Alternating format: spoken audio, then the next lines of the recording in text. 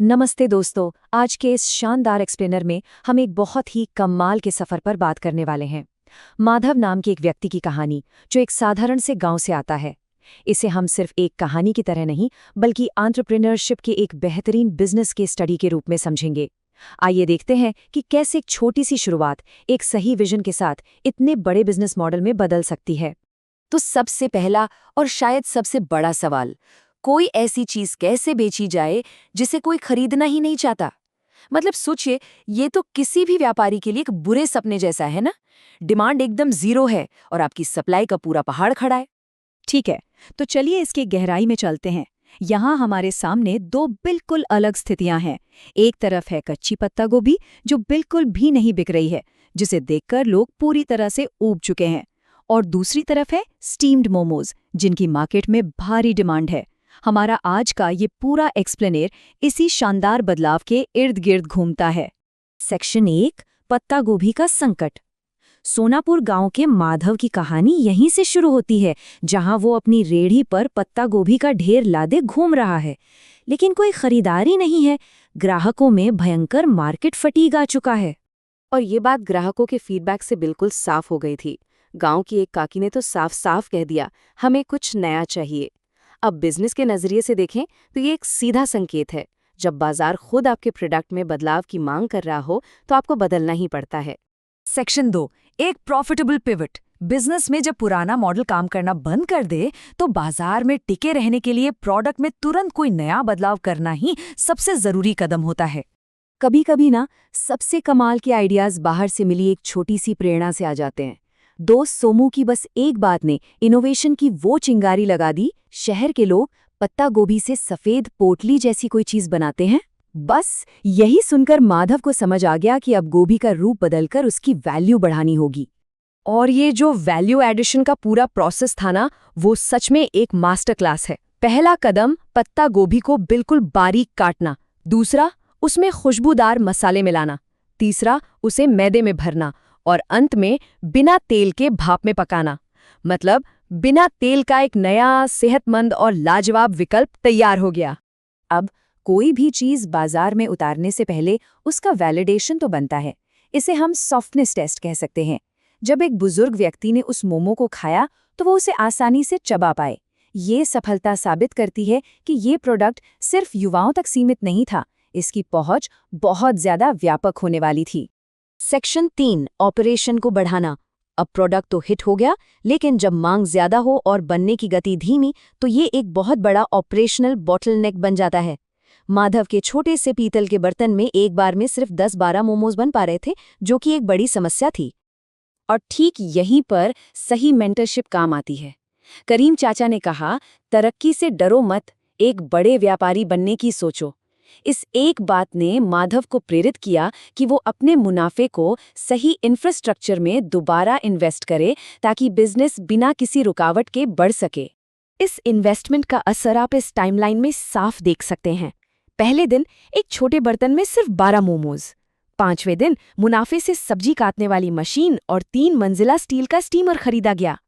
और छठे दिन बिना किसी देरी के एक साथ 50 लोगों को सर्व किया जाने लगा। अब इस स्लाइड की सबसे दिलचस्प बात यह है कि बिजनेस बढ़ने के साथ अक्सर प्रोडक्ट की क्वालिटी गिर जाती है। लेकिन माधव ने क्या किया? उसने अपनी लाल चटनी में खेत का ताज़ा पुदीना मिलाना शुरू कर दिया। ये वो सीक्रेट इंग्रेडिएंट था जिसने विस्तार के बावजूद ब्रांड के लोकल टच को और भी पक्का कर दिया। सेक्शन 4, स्वाद की बड़ी परीक्षा। सफलता तो मिल रही थी, लेकिन अब बारी थी इस ग्रामीण प्रोडक्ट को सीधे शहरी मानकों पर परखने की। देखिए, फूड बिजनेस में 2 चीजें गेम चेंजर होती हैं, हाइजीन और प्रेजेंटेशन। वहां चेकिंग के लिए आए अधिकारी ये देखकर बिल्कुल हैरान रह गए कि एक साधारण से खुले गांव के माहौल में भी साफ सफाई के इतने सख्त नियम अपनाए गए थे। किसी भी फूड बिजनेस को ऊंचाई पर ले जाने के लिए ये बहुत जरूरी है। और ये इस बात को बहुत ही शानदार तरीके से दर्शाता है कि अच्छी क्वालिटी किसी का भी दिल जीत सकती है।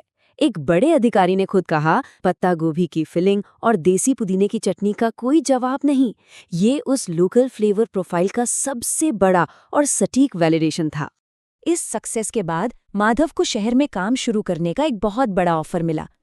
लेकिन उसने एक बहुत ही रणनीतिक फैसला लिया। उसने शहर की भारी प्रतिस्पर्धा को छोड़कर गांव को ही चुना, ताकि वो एक ऐसे अंडर सर्व्ड लोकल मार्केट को कैप्चर कर सके जहां ऐसे स्वादिष्ट प्रोडक्ट की सच में बहुत कमी थी। चलिए आगे बढ़ते हैं और देखते हैं कि ये सब मिलकर कैसे एक स्थायी विरासत का निर्माण करते हैं। सेक्शन 5, बिल्डिंग अ लास्टिंग लेगेसी। सड़क किनारे एक छोटी सी रेहड़ी से शुरू हुआ ये सफर अब एक स्थायी ईंट और पत्थर की पक्की दुकान में बदल चुका था। इस दुकान का नाम था माधव का देसी जायका। और पता है सबसे खास बात क्या थी? इस दुकान की दीवारों को गांव और खेतों के खूबसूरत चित्रों से सजाया गया था, जो वहां के लोगों के कल्चर से गहराई से जुड़ते थे। एक असली बिजनेस सिर्फ मुनाफा नहीं कमाता, वो समाज को भी आगे ले जाता है। गांव के बेरोजगार युवाओं को काम देना, उन्हें ट्रेनिंग देना, आसपास के 10 गांव तक अपने बिजनेस को फैलाना और ताज़े इंग्रेडिएंट्स की क्वालिटी से कोई समझौता ना करना, ये साबित करता है कि असली स्केलिंग हमेशा समुदाय के साथ मिलकर होती है। सोशल मीडिया पर वायरल होने के बाद शहर से फ्रेंचाइजी खोलने की मांग आने लगी। लेकिन फिर से माधव ने सिटी क्लैमर के बजाय अपनी विलेज रूट्स को ही चुना। चकाचौंध के बजाय उसने समुदाय के वफादार ग्राहकों को अपना सबसे बड़ा बिजनेस एसेट माना। ये अप्रोच दिखाता है कि अपनी जड़ों से जुड़े रहकर भी अपार सफलता पाई जा सकती है। तो चलिए एक नज़र इस पूरे ट्रांसफॉर्मेशनल सफ़र पर डालते हैं। पहले साल वो पत्ता गोभी की रेढ़ी जिसे कोई पूछ नहीं रहा था। दूसरे साल मोमोज का वो पहला ऐतिहासिक एक्सपेरिमेंट। तीसरे साल में मशीनरी का अपग्रेड। चौथे साल में मिली सरकारी पहचान और 5वें साल में अपनी एक पक्की दुकान।